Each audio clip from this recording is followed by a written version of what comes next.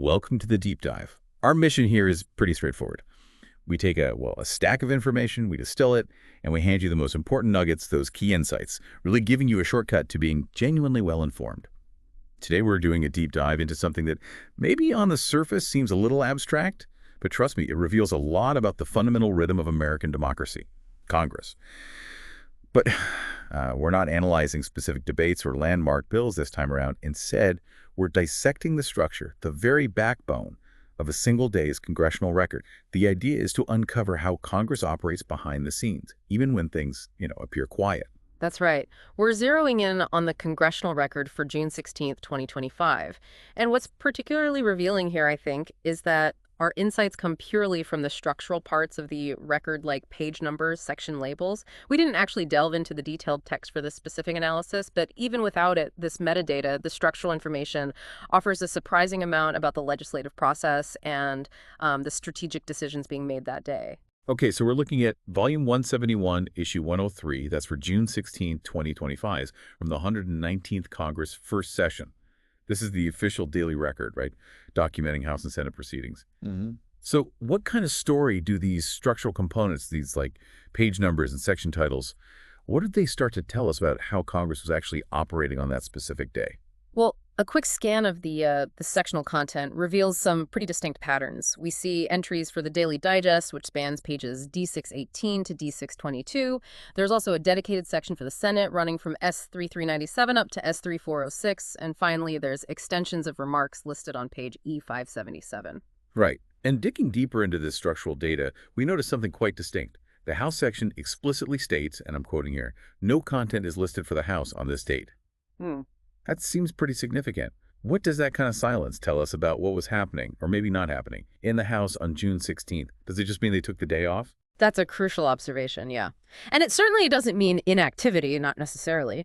The presence of content in the Senate section, those pages S3397 to S3406, confirms the Senate was actively engaged in floor proceedings. This typically involves things like debates on bills, maybe consideration of presidential nominations, or, important roll call votes. The Senate, it often acts as a more deliberative body, tackling policy debates, nominations, treaties, sometimes independently. So their activity on this date points to ongoing momentum. They might be addressing time-sensitive stuff or fulfilling unique constitutional duties like confirmations. Okay, so the Senate was clearly busy, wheels turning.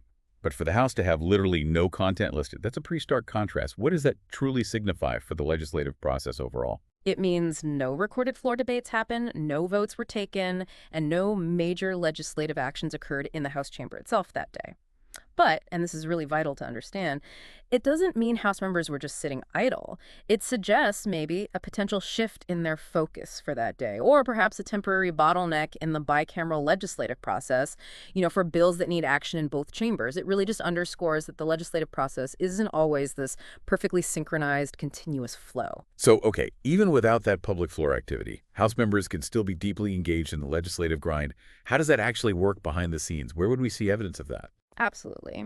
The Daily Digest, which covers pages D618 to D622 in this particular record, is key here. This section summarizes both floor activities and, crucially, committee activities for both chambers. So it would likely reflect any House committee meetings, hearings, or markups of legislation where they actually refine and amend bills or other essential non-floor work. These committee activities are really foundational, even if they don't involve a full chamber vote right then. And the extensions of remarks section on E577 is also quite telling.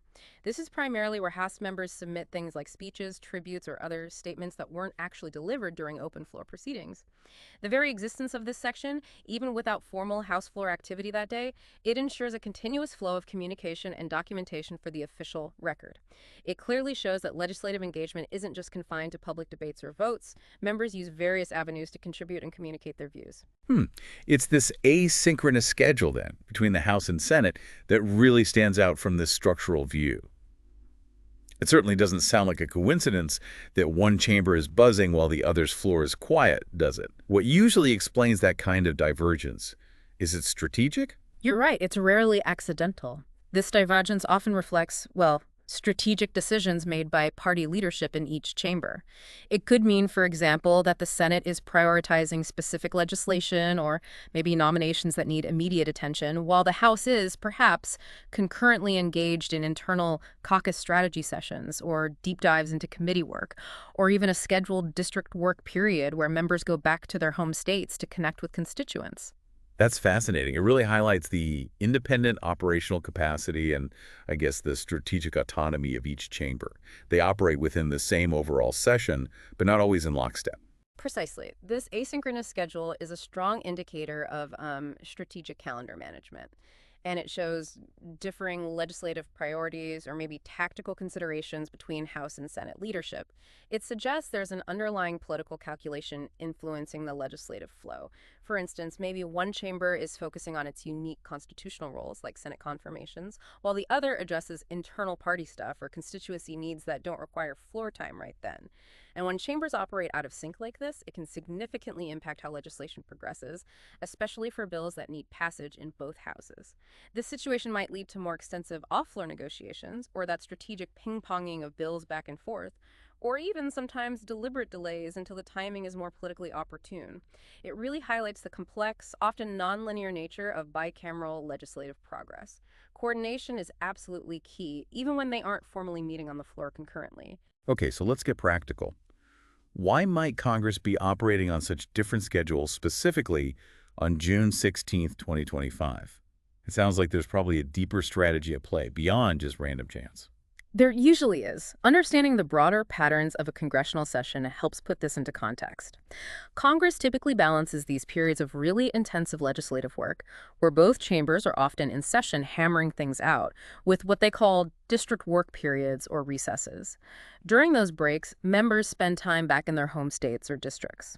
So the fact that the Senate was in session while the House was not on this particular date suggests different legislative priorities or maybe just different scheduling conventions were at play for each chamber at that moment.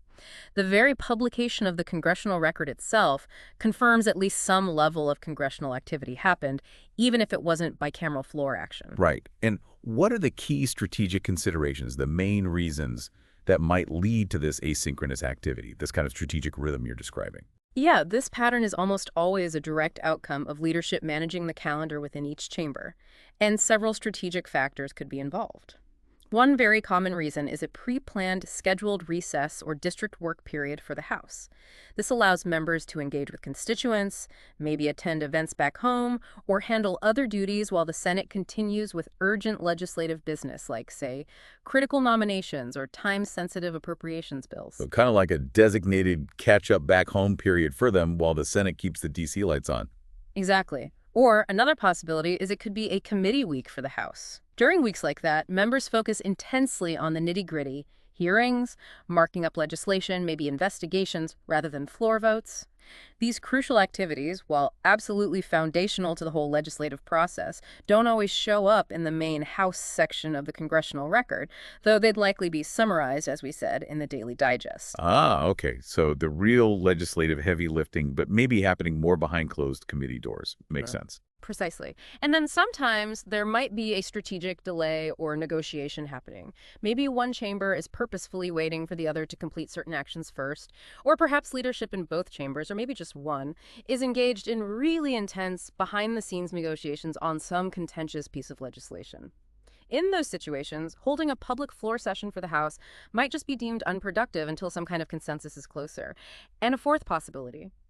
The Senate might have been primarily focused on its unique constitutional responsibilities, things like confirming executive branch or judicial nominations, which simply don't require House action. This would let the House be off floor without actually impeding the Senate's progress on its own distinct agenda. So what's the takeaway here for us, the listeners? This pattern seems to imply a deeper layer of strategic planning behind just the day-to-day operations of Congress. It's not just a bunch of individuals showing up, it's a complex system reflecting leadership's efforts to advance their agendas while also managing their own caucuses and the diverse political realities they face. Given this asynchronous activity we saw on June 16, 2025, how does that kind of scheduling affect the progression of bills and policy debates moving forward? It sounds like it could create some interesting downstream dynamics for the rest of that legislative session. Oh, it absolutely does. The absence of House floor activity on that specific day means any bills that were waiting for House action would have been stalled, at least for that 24-hour period. Conversely, any Senate-passed legislation or ongoing Senate debates would continue to move forward independently. This uneven activity can definitely create legislative bottlenecks, especially for those bicameral bills, the ones needing passage in both chambers. It forces leadership to kind of reevaluate their legislative priorities and timelines. Okay, so if the House was focusing on committee work, as you suggested might be the case, does that mean we might see a kind of surge of activity once they return to a full floor session, like a backlog being cleared? That's a definite possibility. If the House was indeed focused on intensive committee work, it suggests an emphasis on that foundational legislative development. The drafting, the amending, the real nitty-gritty rather than immediate floor votes.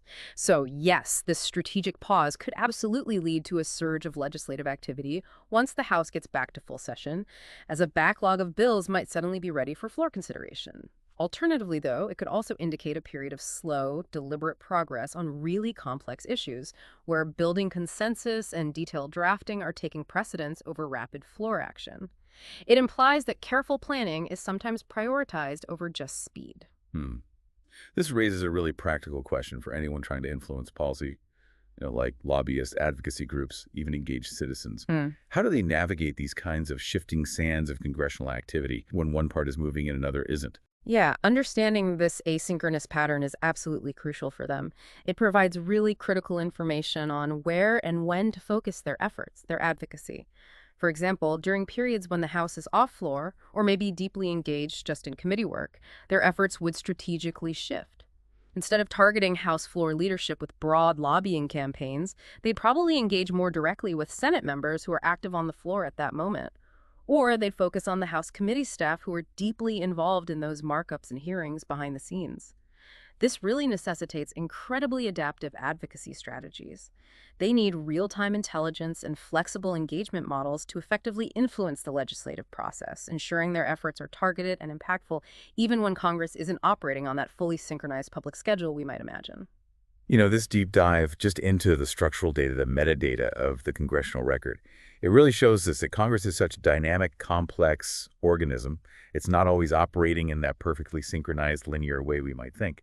It's much more of a strategic, intricate dance. Indeed. The strategic pacing, the independent operations of each chamber, these things profoundly influence legislative progress. Understanding these procedural nuances and the strategic calendar management involved is really key to being truly informed about what's actually happening in Washington. And you, the listener, you're central to this understanding. Knowing how Congress works, even understanding its strategic pauses and its behind-the-scenes movements, it empowers you to be a more engaged and informed citizen. And to continue exploring this, to connect these dots yourself, there are things you can always do. For instance, you can visit congress.gov or the U.S. Government Publishing Office, the GPO website. You can find the Congressional Record there, including the Daily Digest we mentioned. You can browse by date and see this kind of structural information for yourself. You can also explore committee websites directly. They're really excellent resources to understand what's happening behind the scenes, especially during those periods when a chamber might be officially off floor, but committees are very active. And crucially, learn how to contact your own representatives about specific issues you care about. It helps to recognize that their focus might shift between those highly visible floor duties and the less visible, but often equally important, committee work. This kind of knowledge, it truly transforms how you consume news about Washington, doesn't it? It helps you see beyond just the headlines to the underlying strategic dance and the deliberate choices that shape our laws. Absolutely. And maybe for your own critical thinking, just consider this. What does legislative silence in one chamber on a given day truly tell us about the strategic decisions being made behind the scenes? And how can we use that insight to be more informed citizens who understand the really multifaceted nature of governance? That's a great point to ponder. Thanks for diving deep with us today. Until next time, keep learning, keep questioning, and keep connecting those dots.